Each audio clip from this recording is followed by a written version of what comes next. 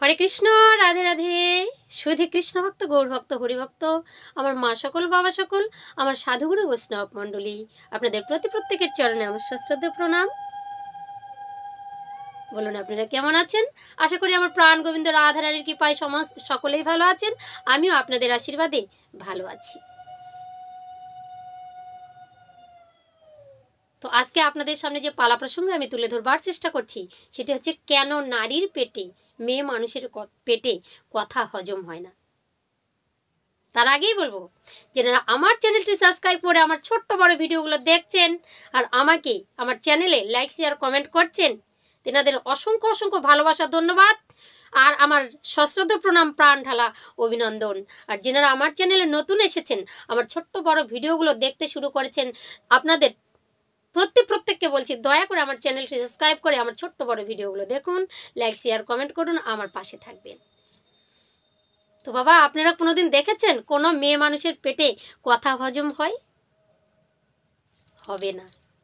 আপনি অতি বিশ্বাসী কোনো প্রেমিকা বা আপনার স্ত্রী বা আপনার বন্ধু বান্ধবী যারা আছে, কথাটা বলবেন, যদি মেয়ে মানুষ হয় কথাটা হজম করতে পারবে না। মেয়ে মানুষকে কোনো কথা বলবেন, পেটের মধ্যে ওই খাবার যেমন হজম হয় না, ভুটভাট করে, পেট ফুলে যায়, দম ফেটে যাওয়ার মতো হয়, ওই মেয়েদেরও তাই। একটা গোপন কথা বলবেন, সে দেখবে আমার সব থেকে প্রিয়জনকে, কোন প্রিয় বান্ধবী আছে, কোন যা আছে, না আমার বোন আছে, না আমার মা আছে, একটু কথাটা বলবেই। এবার আপনার মাকে বলেছে, সে আবার অন্যজনকে বলেছে, এরকম হতে হতে যে কথাটা আপনি বলেছেন সেই কথাটা আপনার কানেই এসে প্রবেশ করবে, আর ঝগড়ার মূল বিষয় হবে ওই কথাটাই। কোনোদিন, তাই অনুরোধ করব, কোনোদিন যদি কোনো বিশেষ কথা আপনার পেটে থাকে, কাউকেও বলা যাবে না, সেই কথাটা অন্ততপক্ষে কোনো বিশ্বাসী নারীর কানে দেবেন না, দিলে আপনি মরবেন। কেন এমনটা হয়? কেন নারীরা কথা হজম করতে পারে না? ছেলে মানুষ নেশাখোর মাতাল হলেও কথার প্রকাশ করবে না, কিন্তু মেয়ে মানুষ যদি সতী হয়, ধার্মিক হয়, তবে কথাটা গোপন রাখতে পারবে না। কেন? এর কারণ কি? চলুন আমরা সেই ভিডিওতেই প্রবেশ করব। তার আগেই বলবো আপনারা ভিডিওটা স্কিপ না করে পুরো ভিডিওটা দেখতে থাকুন। যদি চ্যানেলের ভিডিও ভালো লাগে অবশ্যই চ্যানেলটি সাবস্ক্রাইব করে লাইক শেয়ার কমেন্ট করে আমার পাশে থাকবেন। রাধে রাধে। তো এর কারণ হচ্ছে মহাভারতের কুন্তী মাতা। দাপর যুগে প্রাণ গোবিন্দ এসেছিলেন, মানে যুগে যুগে ভগবান আমার আবির্ভূত হয়েছেন, আর মেন যেই ভগবান আবির্ভূত হলেন সেই হচ্ছে দাপর যুগে ভগবান শ্রীকৃষ্ণ। আমরা ভাগবতে শুনেছি ভগবান শ্রীকৃষ্ণ একাই ভগবান।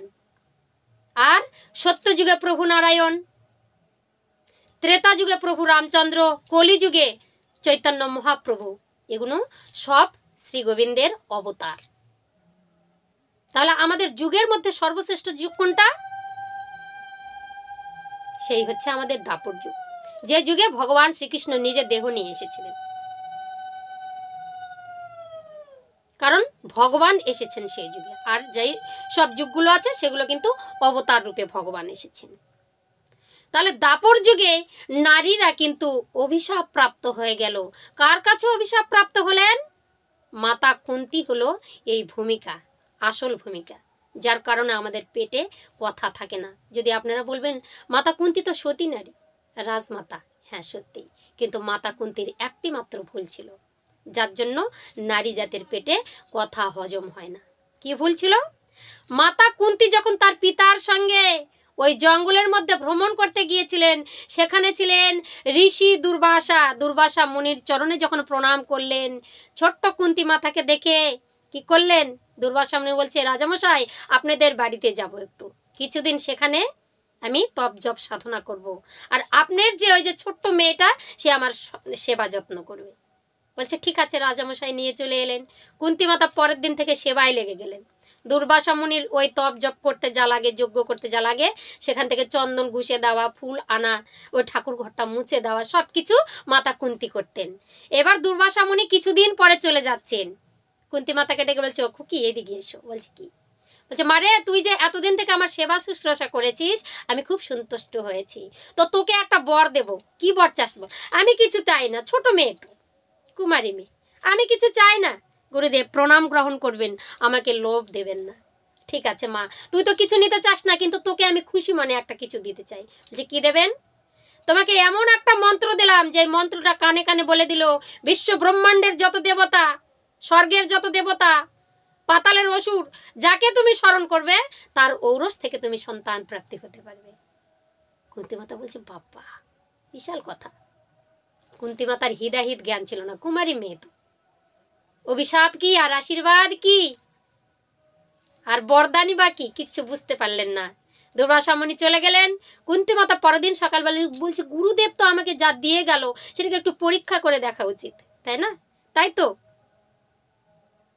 আজকে ব্রহ্মার সেই ওই যে বরদানটা দিয়েছিল পঞ্চবান ওই কামদেবকে দিল, আর কামদেব কি করলো? ব্রহ্মার অস্ত্র দিয়ে ব্রহ্মাকেই মেরে দিল। আর ব্রহ্মা কি করলো? কামনায় বশীভূত হয়ে নিজের মেয়েকে ধরতে গেল। তার জন্য কথায় আছে গুরুদেবকে কখনো পরীক্ষা করবেন না, নিজের পিতামাতাকে কখনো পরীক্ষা করবেন না। যদি গুরুদেব কোনো ধার্মিক ব্যক্তি, বৈষ্ণব বা নিজের পিতামাতাকে পরীক্ষা করতে গিয়েছেন, ধ্বংসটা আপনার কাছেই ফেরত আসবে বাবা। উপর দিকে থুতু দেবেন, নিজের গায়ে এসে প্রবেশ করবে। মাতা পিতাকে পরীক্ষা করতে নেই, গুরুদেবকে পরীক্ষা করতে নেই। যেই না কুন্তী মাতার মনে প্রশ্ন জাগলো আমার গুরুদেব যে আশীর্বাদটা দিয়ে গেল, যে বরদানটা প্রাপ্তি হয়েছে, একটু পরীক্ষা করে দেখি। পরের দিন সকালবেলা কুন্তী মাতা কি করেছেন? গঙ্গায় চলে গিয়েছেন। টকবক শরীরটা বাবা কেবলই কুমারী, প্রস্ফুটিত ফুল, এখনো পুরোটা ফোটেনি, টকবক করছে দেহটা। আর কি করেছে? স্নান করতে নেমেছে। নাভি পদ্মটা জলের দোলায় টলবল করছে, নাভিতে এসে ঢেউ আছাড় খেয়ে খেয়ে পড়ছে। আর যেই না গঙ্গায় নেমেছে, মনে হচ্ছে যে দিঘির মধ্যে যেন সরোবরের মধ্যে পদ্ম ফুল, স্ফুটফুটিত পদ্ম ফুল টলমল করছে দেহটা, জলের দোলায় শরীরটা যেন আরো উজ্জ্বল হয়ে উঠেছে। মাতা কুন্তী সেই গুরুদেবের দেওয়া মন্ত্রটা জপ করলেন। ওম জবা কুসুম সংকাশং কাশ্যপিয়ং মহাদুতিং ধন্তারিণীং সর্বপাপকুন পুনত হস্মি দিবাকরম ওম সূর্যায় নমঃ। ঝাকাশ করে সূর্যদেব এসে, চোখটা বন্ধ হয়ে আছে কুন্তী মাতার। সূর্যদেব এসে বলছে কে তুমি কন্যা? এমন তাপটা এসেছে, কুন্তী মাতা চট করে বলছে কে তুমি দেব?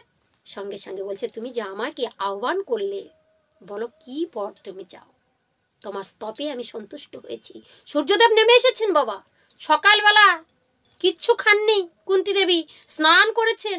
স্নান করেই সকালবেলা উঠেই সূর্যদেবের আরাধনা করেছেন। তার তো কথাই আছে গৃহস্থের যদি মঙ্গল চান, যদি কোনো বাসনা থাকে, ঘুম থেকে উঠে স্নান সেরে যদি সূর্যদেবের আরাধনা করেন, সূর্যদেব আর আকাশে থাকতে পারেন না, ভক্তদের মনোবাসনা পূর্ণ করে দেন। এটা মাতা কুন্তীর থেকেই শুরু হয়েছে। এবার কুন্তী মাতাকে দেখে সূর্যদেবের লোভ হয়ে গেল। এত সুন্দর দেহটা টকবক করছে, মনে হচ্ছে ফোটা পদ্ম। সেখানে তো ভ্রমর যেতে চাইবেই বাবা। আর কুন্তী মাতা আরাধনা করেছেন, দুর্বাসা মুনির বরদান আছে, যেই দেবতা আসবে তার ঔরসে তোমার সন্তান প্রাপ্তি হবে। সঙ্গে সঙ্গে সূর্যদেব কি করলেন? কি চাও তুমি? বলছে আমি কিচ্ছু চাই না। কি করতে ডাকলেন? আরে পাপিষ্টা, কেন ডেকেছো? আমার কি সকালবেলা কোনো কাজ থাকে না? সূর্যদেব উঠবে, পৃথিবীটাকে আলোকিত করবে, কত কিছু আছে, পূজা আর্চি কত কিছু আছে, তিনিও তো দেবতা। তুমি আমাকে ভুল করেছো ডেকে, তোমাকে বর নিতেই হবে। বলছে আমি প্রভু নেব না, আমি তো শুধু আপনাকে পরীক্ষা করেছিলাম। সেই দুর্বাসা মুনি আমাকে যে এই বরদানটা দিয়েছিল, তাই আমি এই মন্ত্রটা একটু পরীক্ষা করে দেখে। হবে না। সুন্দর দেহটা বলছে তুমি না চাইলেও আমি দেব। সঙ্গে সঙ্গে কপাল থেকে একটা জ্যোতি গিয়ে নাভি পদ্মের মধ্যে প্রবেশ করলো। আর কুন্তী মাতার সঙ্গে সঙ্গে বাবা গর্ভবতী হয়ে গেলেন। সঙ্গে সঙ্গে বলছে দেবতা এ কি করলে তুমি? আমি তো কিছু চাইনি, আমাকে ক্ষমা করে দিন। আমি কুমারী, আমার কুমারিত্ব তত্ত্বটা আমি কি করে বজায় রাখবো? আমি যদি এখন সন্তান প্রসব করি, এই সমাজে আমাকে কেউ ভালোবাসবে না, আমাকে কুলাটা বলবে, আমাকে দুশ্চরিত্রা বলবে, আমি কি করে মুখ দেখাবো? আমাকে না হয় আমার পিতার মানটা রক্ষা করুন। হবে না। তবে শোনো, তুমি যে ডেকেছো তোমাকে বর নিতেই হবে। আর তোমাকে এইটুকু আশীর্বাদও করছি, যেই না দেবতার চরণটা ধরেছে, চরণ ছাড়ো। আশীর্বাদ করছি তোমার সতীত্ব বজায় থাকবে, তোমার কুমারীও বজায় থাকবে, আর পৃথিবীতে তোমাকে কেউ কুলাটাও বলবে না। এই সন্তান কি করে প্রসব করব প্রভু? বলছে এই সন্তান এক্ষুনি প্রসব হবে। কি দিয়ে? বলছে কান দিয়ে প্রসব হোক। সঙ্গে সঙ্গে কান দিয়ে একটি সন্তান বের হয়ে গেল। সঙ্গে সঙ্গে কুন্তী মাতা বলছে এ কি, কুমারী বেলাকার সন্তান এটা। সঙ্গে সঙ্গে কান দিয়ে যখন সন্তানটা হলো, নাম দিল কর্ণ। আর কি করলেন? সূর্যদেব আকাশে চলে গেলেন। কুন্তী মাতার সঙ্গে সঙ্গে আঁচলের মধ্যে তুলে নিয়ে বলছে ওরে খোকা, আমি তো তোকে নিয়ে যেতে পারবো না। আমি যদি তোকে ঘরে নিয়ে যাই তাহলে সমাজের বুকে যত লোক আছে আমাকে ছিছা করবে। আমার পিতার কি অপরাধ? তাকে যে সবাই বলবে কুলাটা নারীর সেই পিতা, কি করে সমাজে মুখ দেখাবো? তাই সন্তানটাকে ভালো করে ঝুড়ির মধ্যে বাবা পদ্মের পাতা টাতা তুলে ওই গঙ্গার জলে ভাসিয়ে দিলেন। ভুল করে ফেললেন মাতা কুন্তী। কি হবে? ভাসতে ভাসতে কর্ণ চলে গেল অধিরথের ঘরে। তাদের সন্তান ছিল না, আর গিয়ে সেখানে লালন পালন হলেন। আর কি হলো? যখন কর্ণ বড় হলো, এইদিকে কি করলো? পাণ্ডুর সঙ্গে মাতা কুন্তীর বিবাহ হলো। এবার বিবাহর পরে যুধিষ্ঠির, ভীম আর অর্জুন জন্মগ্রহণ করলেন। আর দুটি সন্তান ছিল, নকুল আর সহদেব, সেটি হচ্ছে মাদ্রির গর্ভের সন্তান। তারা যখন বড় হলো, ওই পঞ্চপাণ্ডব আর কৌরবদের মধ্যে যুদ্ধ হলো। আর সেই দুর্যোধনের সঙ্গে সন্ধি করে কর্ণ মায়ের উপর রাগ করেছিল। কেন রাগ করেছিল? যখন দ্রৌপদ রাজার কন্যা দ্রৌপদীকে পেলেন, প্রাপ্ত হলেন, অর্জুন প্রাপ্ত হলেন, তখন কি করেছিলেন? সেই সভাতে কর্ণও গিয়েছিল। আর মাতা দ্রৌপদী কি করে, মাতা কুন্তী কি করেছিলেন? নিজের সন্তান তৃতীয় পাণ্ডবকে জিতাবার জন্য কর্ণকে তুই তাকার করে বকা দিয়েছিল। কি করতে এসেছিলিস? তুই তো সুতপুত্র। নিজের সন্তান কিন্তু জেনে শুনে কুন্তী মাতা তাকে ছিছা করেছিল। কর্ণ সেখান থেকে কি করেছিল? যে তুমি তো আমার সৎ মাতা। জানতে পেরেছে সব জানা যাবে বাবা, পাপ কখনো ছাপ থাকে না, পাপকে কখনো গোপন করতে পারবেন না। কর্ণ তখন মনে মনে ভাবছে তুমি আমার মা হয়ে এই ভরা সভাতে আমাকে অপমান যখন করেছো, রাজা ছাড়া এখানে কেউ, ওই যে তোমার আছে যেতে সেই মৎস্যটা বাঁধা, তাকে কেউ ইয়ে করতে পারবে না। সেখানে গিয়েছিল সে তোমার হচ্ছে পাণ্ডবদের হচ্ছে তোমার দ্রোণাচার্য গুরুদেব তাদেরকে নিয়ে গেছিল, কিন্তু এই কর্ণ কিন্তু তার শিষ্য ছিল না। যে গেল, যে বলছে তুমি এখান থেকে চলে যাও, তোমার এখানে তো দ্রৌপদ রাজার কন্যাকে তুমি নিতে পারবে না। মায়ের ভুলের কারণে মায়ের কাছে অপমানিত হয়ে কর্ণ চলে গেল, গঙ্গার জলে ডুবে মরতে গিয়েছিল। সেখান থেকে তার যে স্ত্রী, কর্ণ স্ত্রী, তখন বিবাহ হয়নি, ফুলের মালা দিয়ে বাবা চলে যাচ্ছিল। সঙ্গে সঙ্গে গিয়ে দেখলো যে কর্ণ মরতে যাচ্ছে, হাতটা চেপে ধরেছে। বলছে তুমি মরবে কেন? বলছে আমার মাতা আমাকে অপমান করেছে, আমি কি করে বেঁচে থাকবো? তখন তাকে নিয়ে তার বিবাহ করলো। সেখানে সেই পালা থাকুক। কিন্তু তখন কি হলো?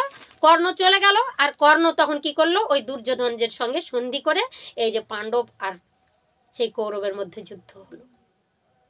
আজকে কর্ণের মৃত্যু হতো না, কর্ণ সুতপুত্র, দাসীপুত্র ভেবেছিলেন কে? সেই পরশুরামের কাছে নিজের যে তোমার হচ্ছে পরিচয়টা গোপন রেখে তাকে সেই হচ্ছে শিক্ষা গ্রহণ করেছিলেন, যুদ্ধবিদ্যা শিখেছিলেন। পরশুরাম কিন্তু ক্ষত্রিয় ভিন্ন অন্য কাউকে যুদ্ধবিদ্যা শিখাতেন না। কিন্তু কর্ণ যখন নিজের হচ্ছে পরিচয় গোপন করে ওই যুদ্ধবিদ্যা শিখলেন, একদিন গুরু আর শিষ্য মিলে ভ্রমণ করতে গিয়েছেন, আর পরশুরাম কি করেছেন? নিজে ক্লান্ত হয়ে ওই কর্ণের উরুতে ঘুমিয়েছিলেন, আর নিচে বাবা একটা বিষধর পোকা কাটছিল।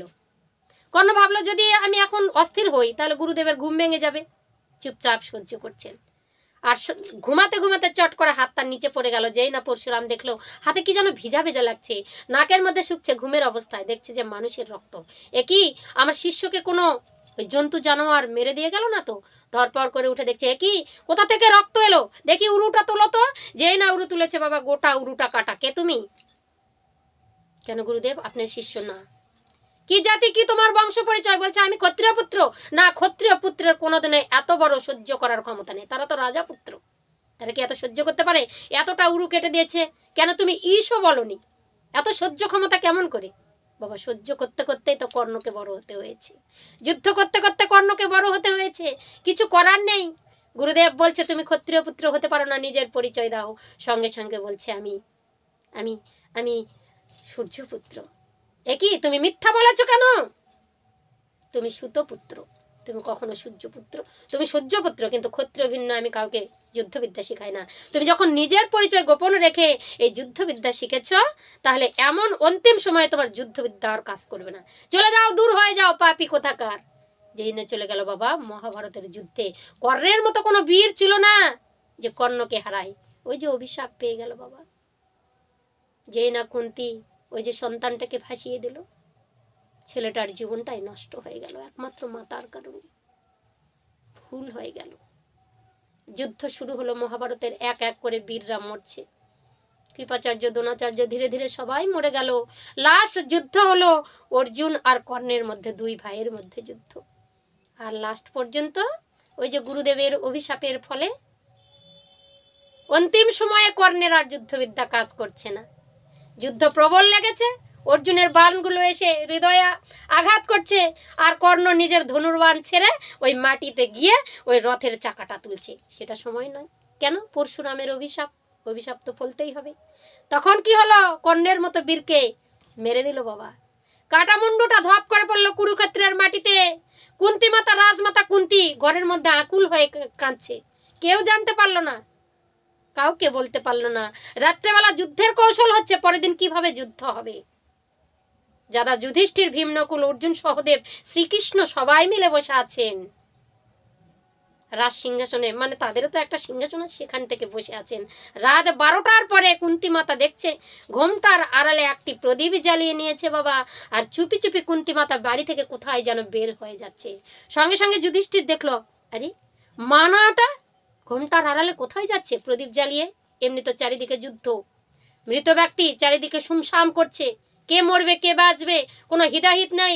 একটা নারী যদি রাত 12টা 1টার মধ্যে বাড়িতে বের হয়ে যায়, দাদা আর কাউকে কিছু না বললে সুরসুর করে মায়ের পিছু নিল বাবা। আর পিছু নিতে নিতে দেখলো কুরুক্ষেত্রের মাটিতে যারা যুদ্ধ বীররা পড়ে পড়ে আছে, সেখানে অনেক মস্তকের ভিতর একটা কাটা মুন্ডু নিয়ে মা হাউ হাউ করে কাঁদছে। ওরে খোকা, এতদিন চোখের সামনে থাকতিস তো তাপিত পরাণটা আমি জুড়াতাম তোমার মুখ দেখে দেখে, আজ তুই মরে গেলি খোকা। আমি কাকে খোকা বলে ডাকবো? একবারও মা বলে ডাকলি না, কি করে থাকবো আমি? হাউ হাউ করে কাঁদছে। মায়ের হৃদয় তো ফাটে যাচ্ছে বাবা। কুমারী বেলার সন্তান কাউকে বলতে পারলো না, কাঁদছে, আঁচলের নিচে মাথাটা নিয়েছে। আর সঙ্গে সঙ্গে পিছন দিক থেকে যুধিষ্ঠির বলছে, মা কাকে নিয়ে কাঁদছো তুমি? এত রাত্রে তুমি চুপি চুপি এখানে এসেছো, কে তোমার কোলে? দেখি। সঙ্গে সঙ্গে দেখছি, এ কি, এ তো কর্ণর মুন্ডু, এ তো আমাদের শত্রু, ফেলে দাও। না খোকা, আমি ফেলতে পারবো না। হে আমার, কি এ তোমার কে হয় মা, বলো। খোকা দয়া কর বাবা, আমি এই কথা বলতে পারবো না, তোমাকে বলতেই হবে। যে যুদ্ধ করতে করতে আমাদের শত্রুকে বিনাশ করা আমাদের কর্তব্য, সেই শত্রুর মাথা তুলে নিয়ে তুমি কাঁদছো। কে তোমার? অবশ্যই তোমার সঙ্গে কোনো যোগসূত্র আছে, তোমাকে বলতেই হবে। এখানে তো কেউ নাই মা, আমি শুধু আছি, আমাকে তুমি বলো। ওরে যুধিষ্ঠির, আজ তুই বড় খোকা, তোকে আমি বলবো, কাউকে তুই বলবি না। বলছে না মা তুমি বলো। বলছে এটা আমার কুমারী বেলা কার সন্তান। এ কি মা, সর্বনাশ করেছে, কেমন করে হলো? বলছে এটা সূর্যদেবকে আরাধনা করেছিলাম, দুর্বাসা মুনি আমাকে বর দিয়েছিল, সেই বর প্রাপ্ত হয়ে আমি পরীক্ষা করতে গিয়েছিলাম সূর্যদেবকে, আর তার ঔরসের সন্তান এই কর্ণ। এতদিন তুমি কেন বলনি? কর্ণ যদি আমার মায়ের গর্ভের সন্তান হয়, আমাদের দাদা সে, আমরা দাদা বলতে পারতাম। এখন তো তোমার স্বামী বেঁচে নেই, আমাদের পিতা বেঁচে নেই, তোমাকে কে কি বলতো? আমরা সন্তানটাকে, আমরা 5-6 ভাই একখানে থাকতাম। সর্বনাশ করেছো মা, এতদিন যখন গোপনই করেছো, মৃত্যু যখন হয়েছে তুমি ঘরে থাকতে পারলে না, তুমি গোপন রাখতে পারলে না, আর একটু সহ্য করতে পারলে না। তুমি যখন বলেইছো মা, তবে শোনো, আজকে তোমার কুরুক্ষেত্রের মাঠে তুমি আর আমি আছি মাগো। এই বিশ্ব ব্রহ্মাণ্ডের মধ্যে আমি যদি ধর্মরাজ হয়ে থাকি, এই অভিশাপ তোমাকে দিলাম, তুমি মানো, তুমি পাপী। আজ তোমার ভুলের কারণে এই সন্তানের এই কুরুক্ষেত্রের মাটিতে পড়ে আছে। এখন কাটা মুন্ডু নিয়ে তুমি কাঁদছো, তোমার জন্য আমাদের দাদা কর্ণর মৃত্যু হয়েছে। কেন তুমি বলতে পারোনি? আজকে শত্রু হতো না।